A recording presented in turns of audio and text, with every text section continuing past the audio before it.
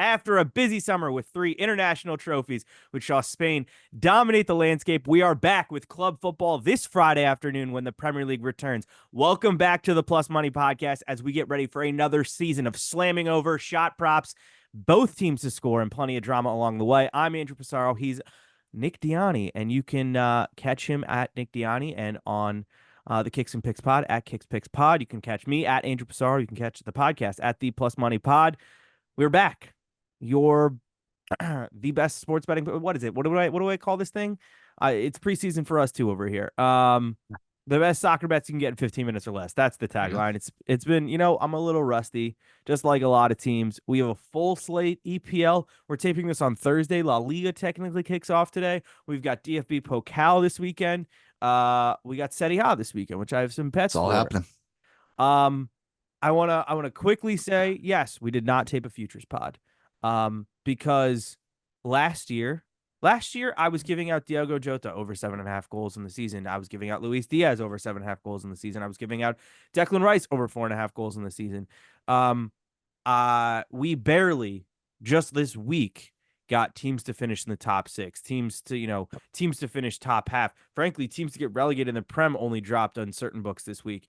It's been I a don't understand it. disaster. I Yep. don't get it. It's part of it is what international tournaments. So I don't know, the books are slower to react. No transfers really took place. I think the uncertainty, maybe shorter window uncertainty in the market. I'm trying to make excuses for the books. I don't really get it. We had this exact same issue.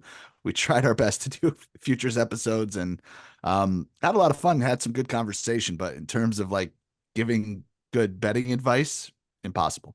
Yeah. I'm frankly frustrated. There's no to miss the top four, to miss the top six in the EPL. I don't think you can do the same thing in Italy or any of the other leagues. No. Like I, for one, would love to run it back with my Manchester United to miss the top four minus 135, even though it's bad odds. But I want to hate watch United every week. I'll be doing that on Friday. Let's dive into it. Let's talk about Let's do it. Manchester United. They're taking on Fulham, Friday afternoon, 3 o'clock. The weird opener for the Prem. They're United, yes, I guess they won an FA Cup, but usually open the season with a champion. That's the other side of Manchester. They'll play on Sunday, a good game against Chelsea at least. Let's rip the band-aid off. I'm going right for it. Both teams are scoring over 2.5 at minus 129. There you go. Both of these defenses Who would you be stink. if you didn't start with that? Oh, right, exactly. Both of these defenses Yeah. stink. Manchester United, like half of their back line is out. Fulham sold they lost Tim Ream, and then they lost their other starting center back to Chelsea on a free. Haven't exactly brought in anybody good. So minimum we should get goals. Manchester United, like half their team is in a walking boot right now and is going to be out 6 to 8 weeks. And if you want to tack on over 8.5 corners, that gets you up to a plus number at plus 111. I don't love this game, but I have a take about Fulham. We'll review some futures later in the podcast. I like the Emil Smith Rowe deal, but they haven't replaced Paulinho. They haven't replaced their defenders, No. and they're a very streaky team offensively. Like they'll go on like a 4 week run where they're scoring like 7 goals a game, and then they'll completely fall apart. But I will see if their combination of Premier League garbage can put it together again on Friday. Yeah, I was saying to you before we hopped on, usually this point in the season, week one, month one, I am all over underdogs. The lines are always mismatched. I'm salivating to take somebody like Fulham in this game. In this week, I don't have that same feeling. Like I really want to make the case for Fulham. Plus one right now is minus 125. I'd love them plus 1.5. If the line gets there, I'd consider it just because of the state that United is in. Their entire back line is hurt. I think they have something like 3.5 healthy defenders, in their entire squad right now. So does that lead me to believe that Fulham can keep this one close? It kind of does. And United didn't, they looked pretty good against City last week, if we're being honest, considering, but they missed a ton of chances. You have to worry about where the goals are going to come from long term this season. So if they get off to that sluggish start like they did last week, I do think Fulham could keep it close, but I can't fully commit to that just yet. The bet I like in this one is cards, total cards for Fulham over 2.5 plus 110. Proceed with caution because I don't know what the FAA has told these refs in the offseason. I don't know how strict or lenient they're going to be on certain things. Every year some new um, idea comes in where, oh, we're going to be forceful with this particular rule. Don't know what that's going to look like, but man, hanging a plus number for 3 cards, I'm going to get trapped into it and I'm going to take it. It's tough because you're like absolute guarantee of a card, and Paulinho is now playing in Germany. That's right. But That's right. Anthony Robinson, get ready to learn center back, buddy. Is probably gonna happen for Fulham. So yeah, that'll be an interesting one. Jumping Saturday morning, it's 7:30, 12:30 kickoff, Liverpool's favorite kickoff. Ipswich Town, Liverpool, Ipswich's first game back in the Prem. I got 2 props for you. Number one, neither of these are great odds, but I'm gonna take them because I mean, what are we doing here? Right. Um Mo Salah, anytime goal scorer, -110. He has scored on the opening day for Liverpool 6 times. Didn't score last year against Chelsea, but I think you kind of have to take it because, frankly, yes, no signings. Yes, I'm upset about it, but whatever. Uh, Liverpool still cooked in preseason. Yeah. They've looked very impressive, very, very good technically. And Salah in particular had the whole summer off, no African, Cup of Nations or anything. A couple matches of World Cup qualifiers for Egypt early in the window, but totally rested. And then there's other key players for Liverpool who didn't participate in summer tournaments, like Curtis Jones, Harvey Elliott. Diogo Jota has returned after not playing much for Portugal at the Euros and looks sharp. They looked sharp so far in preseason. That the new coaching hire seems to have played well. Yeah, I think Salah gets on the score sheet here, and Liverpool team total over 2.5 at plus 104. Just because we usually see them come firing hot out of the gates. Not to say that I don't think Ipswich will do something in this match, but I see this as a pretty routine win for Liverpool. That's at plus 104. Neither, like I said, these are horrible odds. I'm waiting for shot props to drop, but that probably won't come out till Friday afternoon. And then you have to wait for lineups. So check my Twitter Right. at 7 a.m. on. Or actually, they did change for the Prem. You're now getting lineups 75 minutes before kickoff. Oh, So nice. There we yeah, go. what is that? 6:15. Check my Twitter. Maybe I'll be awake. Um, anything you like very Yeah, early listen, Saturday morning? I'm here in solidarity with you. I got the pool on. I'm jaded because last year I fell into the trap. They were also playing a newly promoted team. I forget exactly who it was week one. And I'm like, oh, Pool's going to come out. Took their team total over 2.5. I think they won the game 1-0. And I'm just like, 1-0 on like 30 shots or something ridiculous. So I'm not going to fall into that trap again, although I do think they roll. I think both teams to score could be something, just because let's just be honest, Pool haven't been the best defensively over the past few years. Ipswich, first game back, like you mentioned, they're at home. If they're not going to get fired up and get a goal, I'd be a little surprised. So that doesn't bother me. It's at -140. It's right on the edge there. So maybe put it in a parlay or something like that. I think Nunez to get 2 shots on target, -125. I think he's going to come out just roaring. I can't say enough about this guy. I know I talked with you about it privately. Give me 11 of him. I don't care that he's not the most polished finisher. I don't care that he, is not going to give you 30 goals. This dude runs for 90 minutes every single game, all over the place. I think he's going to be the focal point of this attack. So 2 shots on target, -125. I can't imagine he's not playing the full 90 in this one. Your check just doubled. It's in the mail, by the way, for the Darwin Thank you. Nunez Yeah, propaganda. absolutely. Yeah, yeah. I'm a Darwin Nunez believer. I saw him play in person over the summer. He does all the right things. Menace. We Yep. Yeah. All right, moving to the other side of Merseyside, Everton take on Brighton. Um, I do this every year. I fade Everton. Um, But I really like the business Brighton have done. Yes, they have a new manager. They brought up the manager who won promotion from the Bundesliga 2, but now have spent a ton of money. Additionally, they just broke. They spent I think 40 million pounds. Yep. Ornstein tweeted it last night, potentially on this player from Leeds who I had never heard of. But Everton money line +160, Brighton money line +160, Brighton draw no bet -110. And Brighton team total over 1.5 at +126. I Everton. This is the first year I can't in a while that I can't bet Everton to get relegated because it's at a minus number. And frankly, I don't.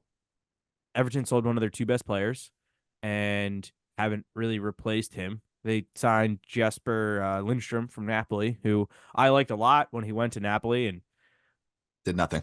did a whole bunch of nothing at Napoli. So I think Brighton money line at plus 160 is really good odds. But if you're want to be a little more conservative with it, Brighton draw no bet at minus 110 is absolutely playable.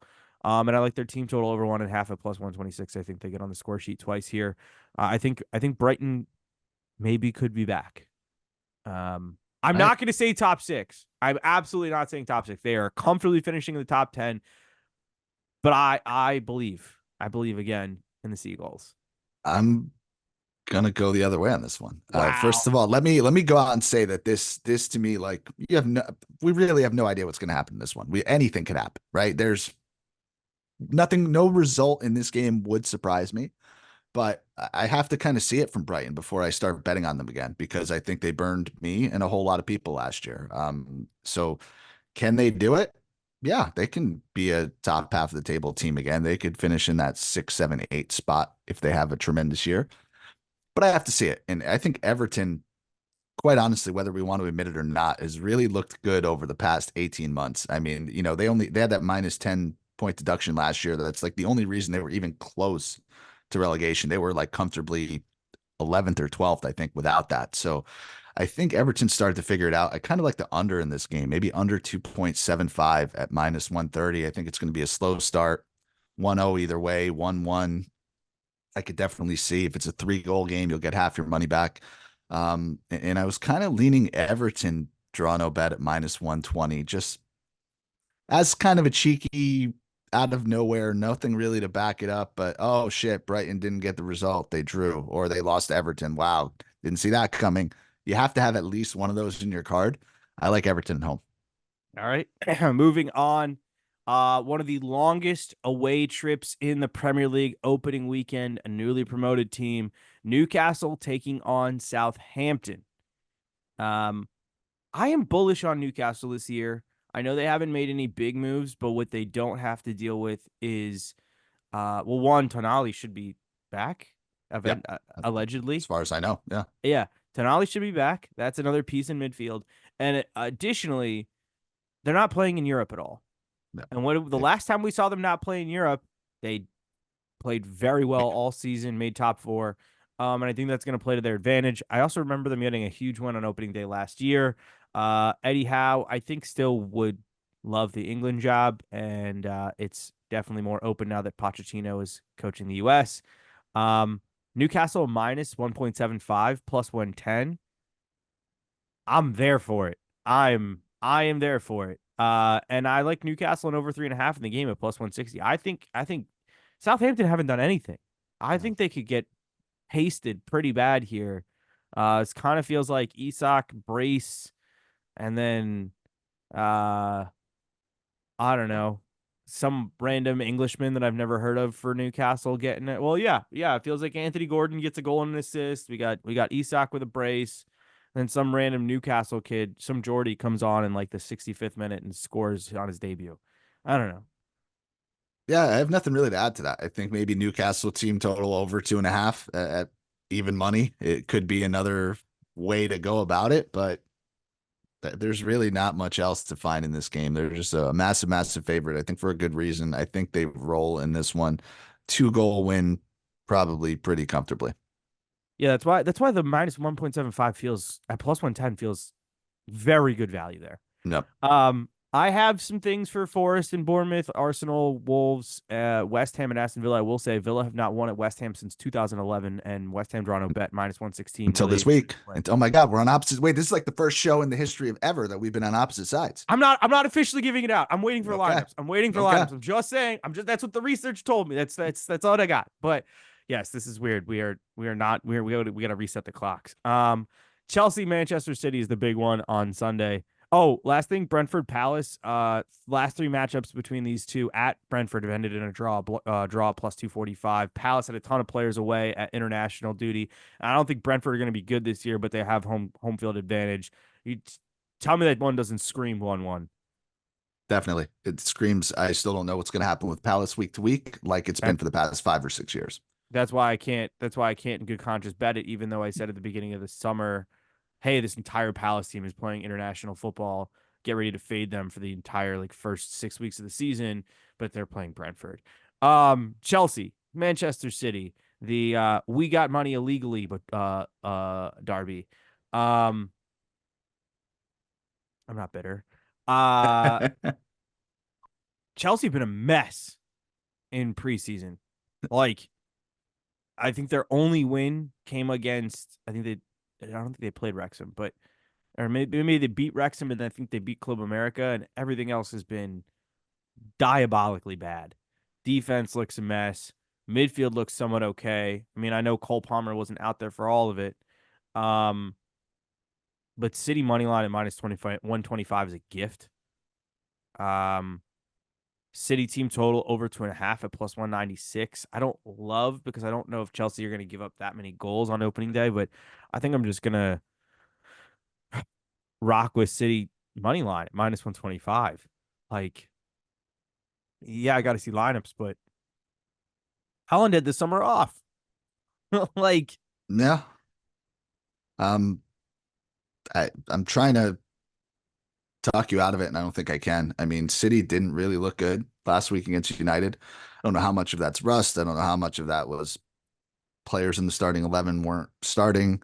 A lot of these guys played really, really deep into the summer. So I think it's naturally going to take a little bit of time, but really shitty schedule making from a Chelsea standpoint. I mean, you got a new coach, you have 57 players that you have to figure out what you're doing with, who's in your starting 11, who's getting sold, who's whatever. I think they would have loved to have this game maybe like match week 5, yeah. but not the case. But I think both of these teams are going to get off to a slow start in this one. I like the second half as the highest scoring half at minus 115. I think that's when we see goals come in. I expect one goal maximum in this first half, and we should get probably two in the second half. What's frustrating about this game being so early is I think last year at this exact game it was 4-4 and we had the crazy Cole. There was a late goal for City and then Cole Palmer got the last Yeah. second penalty. It was in the rain. It was an all time classic. Why are we doing this week one? I think we saw Chelsea Liverpool week one recently and that was kind of a dud too. And I don't know. I still expect City to come out and do the thing. Two props from Serie A. Cagliari taking on Roma. Roma team total over 1.5 plus 100. Yes. Um, Dybala maybe on the way, and yeah, no Lukaku, but what everything Roma have done this offseason, it benefits their attack. Um, and Minus 110 on the I money line too, if you like yeah, that. yeah, exactly. Um, and then I got a Milan parlay. Inter play Friday at Genoa, and Milan play home versus Torino on Saturday or Sunday. I don't know. That's plus 145. Um, Yes. Neither team like is losing. So yes. yeah, exactly, exactly. Um, anything you like from Serie A? Like Yeah, a I big mean, kind of like I said at the jump, usually I'd be all over these underdogs, but the books are trapping me with some of these lines. I think Milan, I actually moved a lot. They were like minus 135 to open. They're minus 155 now. So you'd have to throw them in a parlay, kind of what you said. Napoli minus 125 against Verona is a gift. Um, you mentioned Roma minus 110. I think that's a gift. Atalanta playing Lecce minus 125. I think those are all playable money lines where we really shouldn't expect the numbers to be where they are. And I don't think any of these teams are going to trip up. All right, we're gonna whip through a couple futures. We haven't discussed these yet. So, all right, I have Cole Palmer Golden Boot on my card at plus 2,000. Oh, hold on, let me pull up what I've placed. Go ahead. Go. I have Cole Palmer at plus 2,000. There's no point in placing a bet on Holland, and I think that Couldn't agree more. Chelsea are not going to play Cole Palmer at all in Europa Conference League. He's going to play week to week, and he's still going to get penalties, and they still have sweaty wingers who are going to win them penalties, and then he's going to take them. I have that. I still believe in Aston Villa, top Wait. four plus Can we three. pause there? I'm sorry. Yeah, Before yeah. you carry on, let me agree with you. I said the same thing. Haaland's like what, minus 150 or something plus 120. I don't know, something absolutely ridiculous to win Golden Boot. Will he win it again? Probably, but it's going to play a lot of games. They're going to be focusing on Champions League. I don't wish this on anybody, but he's one He's injury due. away. He's always due to get hurt. He's 1 month of like, oh, he didn't really play well these 4 games. Um, so there's just a incorrect amount of value on taking literally anybody else except for Haaland, right? Just to give you guys a comparison, like Golden Boot and Serie A, like Lautaro's like minus 125. The next guy is like plus 600 and then plus 900 and then plus 1,000 for pretty much people that have no chance. I'm with you at Palmer at plus 2,000. I have Tony at plus 2,250, Solanke at plus 2,250, and Ollie Watkins at plus 1,600. Can I bring up one Small. more I name? mean, Let me bring I up just anybody but Haaland, and you're making some money. I don't know. I'm so with you on that. Isak if he doesn't. The fact that they're not playing Champions League at plus 1,400 is great value too. Yeah. I really the Solanke shout is great now that he's at Tottenham and he's going to get And I all the placed that service. before he moved, so I don't know what that line Yeah, looks like today. I'm sure that's dropped. Okay. Some top four, top sixes I like. There's really only two. They weirdly wear the same colors. I still believe in Aston Villa, top four plus 340, and top six at plus 135. The fact that top six is a plus number is, I think, a gift. For everyone saying, oh, they can't balance it with Europe. They balanced it with Europe last year Yep. when they didn't have as deep of a squad as they do this year. And yes, they lost David. They lost Luis. They lost Diaby, but it's not like they didn't recruit well. Like they got pieces in. And West Ham top six plus 600, plus 600. Are you kidding me? They brought in Somerville. They brought in Fulkrug. They stole a defender away from Juventus. They brought in another defender. Like they've done everything, and frankly, they kept the one piece that they really needed, in my opinion, which in Kudus, who I think is going to have an excellent second season, and they still have Bowen. So big believer in both of those teams. Anybody like top four, top six? I mean, the odds weren't great, but No, I think plus 600 is a stupid number. So I'm so with you there. relegation plus 550. Fulham A lot of sold, people are on this. lost their two best defenders, lost their best defensive midfielder. Last I checked, Emile Smith Rowe is very much a number 10, not a defensive midfielder. They have been linked to trying to get Anderson from Crystal Palace, which I don't know why Crystal Palace would make that move, especially when Gahey's probably leaving to go to Newcastle. That's been on the table for weeks now. Fulham going to decide to sign some defenders, yes or no? But if they're not, then I think that there's a chance. I also unfortunately think that all three promoted teams just go back down. Ipswich are playing, in my opinion, kind of similar to the Luton Town game of let's get that bag and save up the cheap prospects and try to be good in like 2 to 3 years where we can become a real team. Southampton have done nothing, and Leicester are going to get a points deduction and haven't done anything that I'm like really worried about. But I think at plus 550, the value is there for Fulham. And I said this on TikTok yesterday. Chalky pick, but David Raya, Golden Glove plus 200. They're gonna have the best defense in the league. Like you might as well. And last one, because I'm biased, winner without City, plus 300. Liverpool. Because why not? Who knows? Arne Slot could cook. And my hot take, I might insert a drum roll here. Depends on how excited I get about editing in a couple hours. I don't think Arsenal finished top two. Ooh. I think that Mikel Arteta has done one thing to this team the last 2 years. They haven't won anything, and he's played a lot of minutes on a lot of guys' legs. Yep. Martinelli played a ton of minutes. We've got Saka playing 1 billion minutes. You got Declan Rice playing a ton of minutes. That back line of Saliba, Gabriel, Benny White, ton of minutes. All of these guys, except for like Ben White and Martinelli, played a lot of minutes starting for their national team this summer. Yep. I'm not wishing injuries on anybody, but if you're not, yes, they signed Calafiori, but he's coming into the starting 11. He's not replacing Gabriel on the left or Saliba on the left.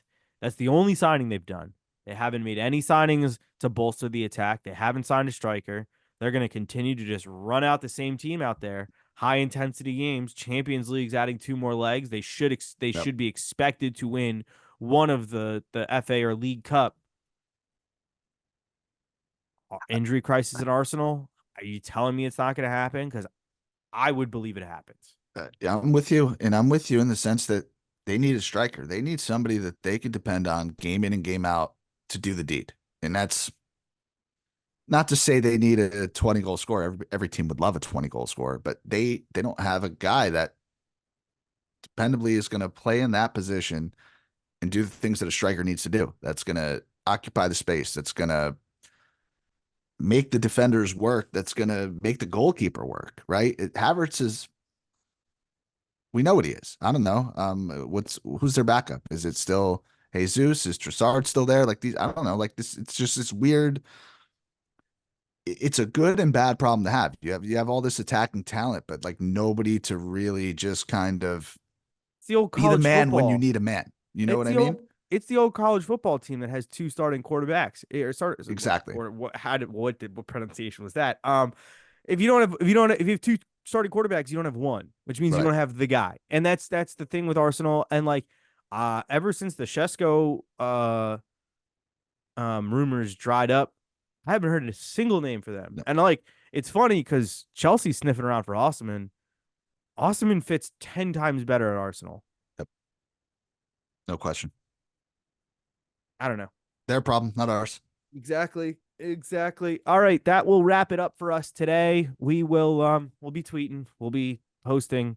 There'll be picks, there'll be live picks. It's all happening. We're back to the best time of the year. This is the opening weekend of the Premier League is like one of my five favorite days of the year. It's like up there with Christmas, Thanksgiving, 4th of July, opening day in the NFL, I think. I don't know. I've done this list before on another podcast. That's not this one. But you can follow this podcast at the Plus Money Pod. You can follow Nick at Nick Dianni. You can follow his podcast at Kicks Picks Pod. Great work, great stuff. A little more diverse of betting on leagues. We kind of dig in on Prem here. They're kind of you know, coaches all over the world over there. So Coach worldwide. there we go. And you can follow me at Andrew Passaro. We'll be back next week. You ready for more drama, more goals, more overs, more both teams to scores. Let's have a good week, everybody. Let's stay positive. Thank you for listening.